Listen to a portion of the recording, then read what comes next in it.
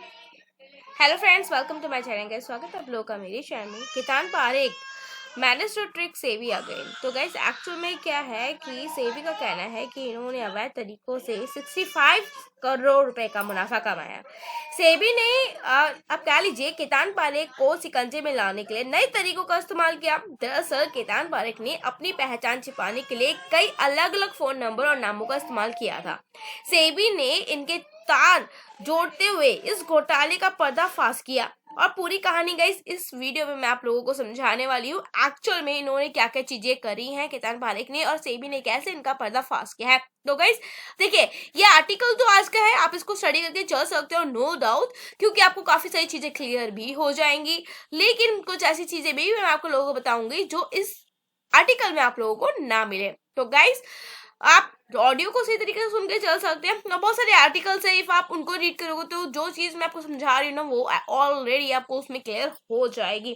Guys, बता दूं कि विदेशी पोर्टफोलियो निवेशकों को भारतीय शेयर बाजारों में निवेश के लिए अक्सर पोर्ट जो फैसिलिटर यानी कि जो स्थानीय सहायक की जरूरतें होती है ना, क्योंकि इस तरह ट्रेड्स में लाखों करोड़ों की मोटी रकम लगती है, इसलिए फैसिलेटर का काम होता है कि वह बेहद सूझबूझ से इन सौदे को ये जो सौदे होते हैं इनको बेस्ट प्राइस पर करे। सो गाइस, रोहित जो आप कह लीजिए सलवांकर है, ऐसे ही एक फैसिलेटर है। वह अमेरिका में स्थित टाइगर ग्लोबल के साथ काम करते थे और ये सुनिश्चित करते थे कि शेयर बाजार में ये सौदे आराम से और बेस्ट प्राइस पर हों। सेबी का कहना है कि कितान पारेख ने सलंगवार के साथ हाथ मिला लिया और फ्रंट रनिंग का एक प्लान बनाया। अब क्या होती है ये फ्रंट रनिंग? एक्चुअल में ये बात तो सबके दिमाग में आती ही होगी। तो गाइस, मैं बता दूं फ्रंट रनिंग एक्चुअल में क्या होती है उसके बारे में। फ्रंट रनिंग एक तरह की धोखाधड़ी है जो शेयर बाजार में होती है। इसमें एक ब्रोकर या ट्रेडर को शेयरों की किसी सौदे की पहले से ही जानकारी होती है और ये खुद पहले से उन्हें शेयरों का सौदा कर देता है। इसका मतलब ये है कि वह अपने ग्राहकों की जानकारी का गलत इस्तेमाल करके खुद फायदा उठाता है। इससे मामले का उदाहरण लेते हुए आप कह लीजिए एक अमेरिकी फर्म भारतीय बाजार में शेयरों का सौदा करना चाहती है। रोहित सलवांकर को इस बारे में जानकारी होती है क्योंकि उन्हें ही इस सौदे की खरीद करनी है। तो रोहित सलवांकर को पता होता है कि अमेरिकी कंपनी किन शेयरों को खरीदना या बेचना चाहती है। तो गाइस, वो किस भाव पर जो शेयरों का सौदा करने का इरादा करते रखते हैं और ये सौदा कब होने जा रहा है। अमेरिकी क्लाइंट की इस संवेदनशील जानकारी को गुप्त रखने के बजाय रोहित सलवांकर इसे केतान पारेख को लीक कर देते हैं। इसके बाद इस जो ये खेल होता है, जो गेम होता है ना, इसमें केतान पारेख और उनके जितने भी सहयोगी हैं उनकी भूमिका शुरू होती है। मान लीजिए कि अमेरिकी कंपनी किसी कंपनी में आप कह लीजिए 1 लाख मोटा मोटा 100 रुपए के भाव पर आप कह लीजिए इसमें खरीदने का इरादा रखती है। तो इस जानकारी के आधार पर कितान पारेख का नेटवर्क इस सौदे से पहले 100 रुपए या इससे नीचे के भाव पर शेयर खरीद लेता है। जब अमेरिकी कंपनी 1 लाख शेयरों का सौदा करती है तो जाहिर है इस शेयर का भाव भी बढ़ जाता है। मान लीजिए कि ये भाव 106 रुपए तक चला जाता है तो कितान पारेख का नेटवर्क अब अपने शेयर बेच देता है और थोड़े ही समय में 6 रुपए प्रति शेयर का मुनाफा कमा लेता है।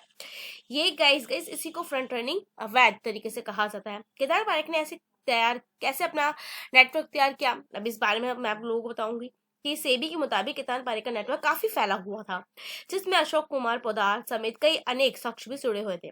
ये लोग कोलकाता में स्थित स्टॉक फर्म जीआरडी सिक्योरिटीज और सलासर स्टॉक ब्रोकिंग के लिए काम करते हैं। ये सभी लोग इसमें शामिल थे जो उन्हीं शेयरों का सौदा करते थे जिनका सौदा टाइगर ग्लोबल करने वाला होता था।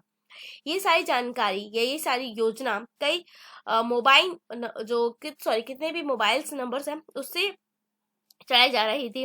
सो कैसे इस खेल को असल में कितान पारेख चला रहे थे और अपने सहयोगी के साथ उन्होंने फ्रंट रनिंग के इस खेल से 65 करोड़ रुपए से भी अधिक की कमाई की है। हालांकि पूरी तरह से स्पष्ट नहीं है कि वो कौन सी सूचनाएं थी जिनके आधार पर सेबी ने कितान पारेख के नेटवर्क का पता लगाने का फैसला किया। पारेख के नेटवर्क को ट्रैक करना आसान नहीं था। हजारों सौदों की जांच और इनके पैटर्न देखने के बाद सेबी इस नेटवर्क तक पहुंच सकी है। सेबी ने ट्रेड पैटर्न देखे, कॉल रिकॉर्ड्स खंगोले आप कह लीजिए और मोबाइल पर संदेशों के आदान प्रदान पर भी नजर रखी है। सेबी के मुताबिक पारेख 10 मोबाइल नंबरों से अपने सहयोगी से संपर्क में रहते थे उनसे जुड़े रहते थे, इनमें से कोई भी पारेख के नाम पर नहीं था।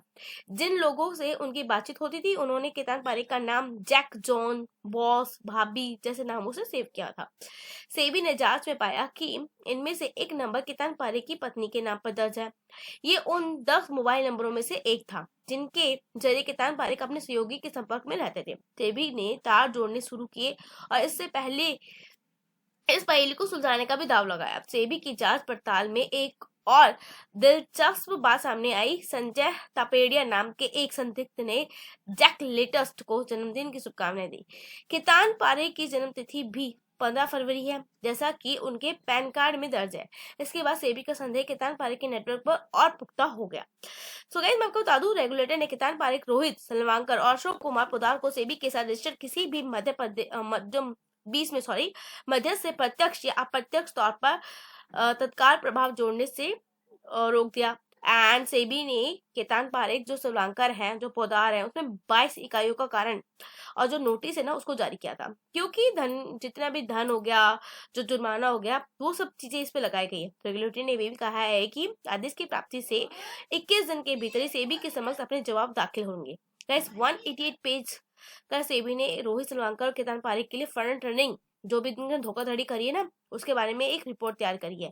ठीक है, सेबी ने जिक्र किया है कि पोदार ने फ्रंट रनिंग गतिविधियों में एक बात भी स्वीकार करी है। हालांकि देखा जाता है कि सेबी का केतान पारेख और उनके सहयोगी को बैन करने का यह आदेश, आप कह लीजिए, फाइनल है। ठीक है, सब सेबी इस आदेश में बदलाव कर सकता है और इसे वापस भी ले सकते हैं, और या फिर आप कह लीजिए अपने अंतिम फैसले में इस आदेश की पुष्टि भी कर सकते हैं, क्योंकि ये मामला जटिल है, बहुत इंपॉर्टेंट है, इसलिए अंतिम फैसले तक पहुंचने में सेबी को कुछ समय भी लग सकता है।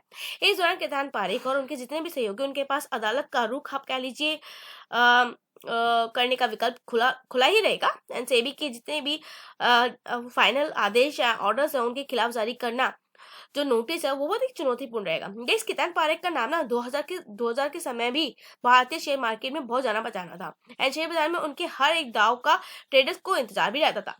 यह वह दौर था कि जब उन्होंने कोलकाता स्टॉक एक्सचेंज में अपना अलग ही दबदबा बना लिया था। साल 1999 से लेकर 2000 में जब सारी दुनिया पर टेक्नोलॉजी बबल हावी था, वहीं भारत में भी शेयर बाजार तेजी के दौर में था। लेकिन जल्द ही केतान पारेख का घोटाला था ना, वो सामने आ गया था, और सेबी की जांच में पाया गया कि केतान ने बैंक और प्रमोटर्स के फंड्स का इस्तेमाल शेयरों की कीमत नाजायज तरीके से बढ़ाने के लिए इस्तेमाल किया। पारेख को मार्च 2001 में गिरफ्तार किया गया और 50 से अधिक दिनों तक वह हिरासत में भी रहे थे। इसके बाद से शेयर बाजार की कई खामियों को भी दूर किया गया और ट्रेडिंग साइकिल को एक हफ्ते से घटाकर एक दिन कर दिया गया। गाइस देखिए, कारोबार को बंद कर दिया गया था। पारेख पर शेयर बाजार से 14 साल की पाबंदी भी लगा दी गई थी। तो गाइस, ये सब चीजें हमें इसमें देखने को मिलेगी। आई होप पूरा अपडेट केतान पारेख का आपको मिल गया होगा। सो आई होपफुली चीजें क्लियर हो गई होंगी। बाकी गाइस, मैं आपको ये कहूंगी, खुद से स्टडी करके, चेक करके जितने भी कंपनीज है ना, तभी इन्वेस्ट करिए, क्योंकि कुछ नहीं पता कहाँ पे आपको स्कैम मिल जाए। बाकी गाइस, मिलेंगे नेक्स्ट वीडियो में। चैनल पर नहीं हो तो लाइक करना मत भूलिएगा, बेल आइकन को जरूर प्रेस करिएगा आगे के नोटिफिकेशन के लिए। और कुछ भी डाउट हो या कमेंट हो किसी के बारे में पूछना, तो डेफिनेटली आप मुझे कमेंट कर सकते हैं कमेंट बॉक्स में, एंड आई विल रिजॉल्व।